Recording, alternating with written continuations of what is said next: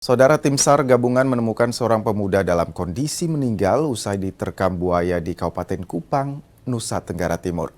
Korban diterkam buaya saat mandi di muara sungai.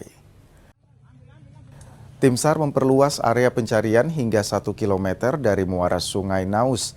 Korban merupakan warga Desa Soliu, Kabupaten Kupang, Nusa Tenggara Timur. Korban akhirnya ditemukan tidak jauh dari lokasi korban diterkam buaya. Korban berhasil ditemukan dalam keadaan Mike Delta. Selanjutnya, korban kami serahkan ke pihak Polsek Ampuang Utara dan aparat desa setempat. Jenazah korban kini telah diserahkan ke pihak keluarga untuk dimakamkan.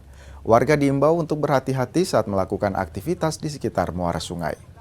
Kami sangat bersyukur oleh karena bantuan dari Bapak dari pihak kepolisian, dari Basarnas, lalu sudah sampai saat ini sudah menemukan jasad yang kami cari dari kemarin jam 9.30,